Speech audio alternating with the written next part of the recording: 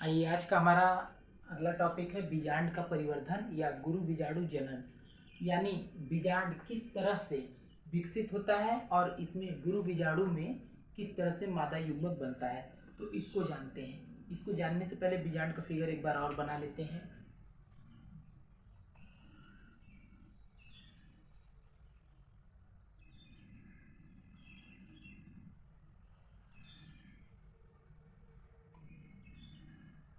ये बीजांड का फिगर है, ये बीजांड काय है।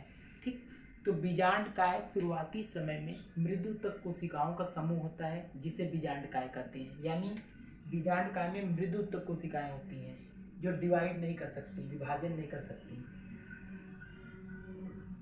ऐसे ऐसे पूरा भरना है।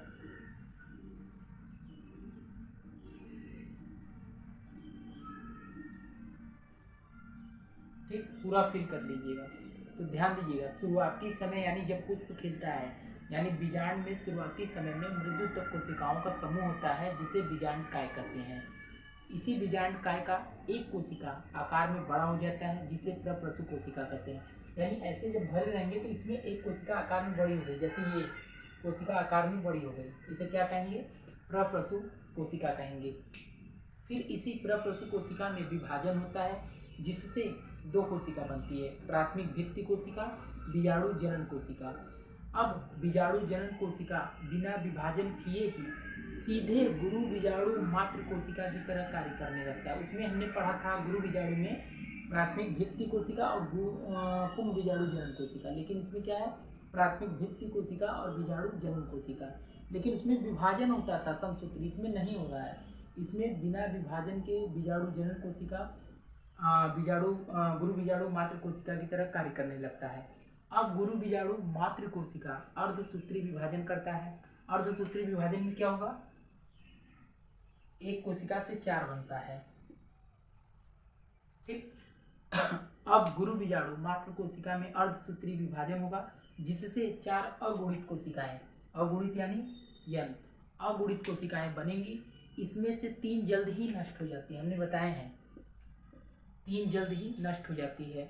और जो निभाग की तरफ बचता है, यानी जो इस साइड का है, ये जैसे नष्ट हो गया, ये बचा, जो निभाग की तरफ बचता है वही क्रियाशील रहता है।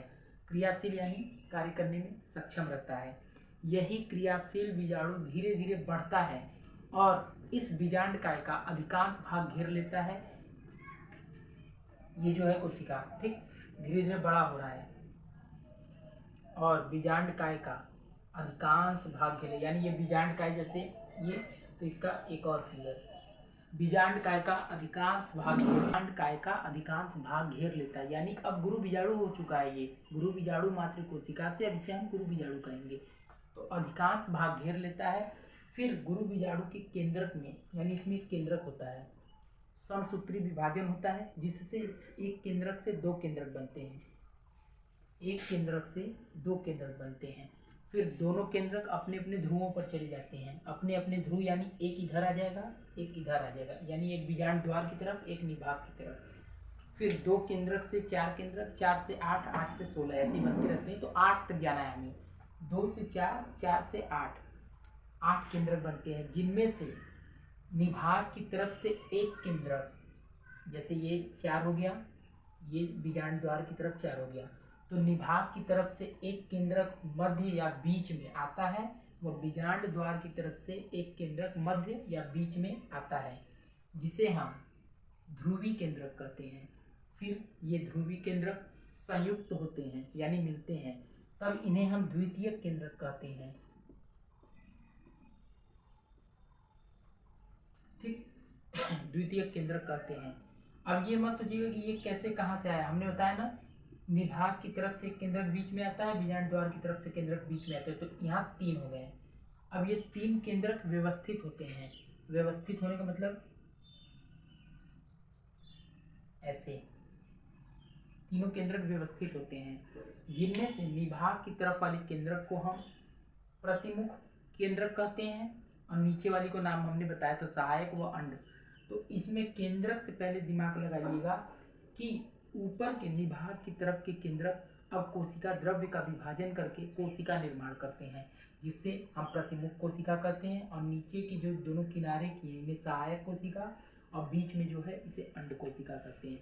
तो आज का टॉपिक हमारा बीजांड का परिवर्धन या गुरु बीजाणु जनन समाप्त होता है।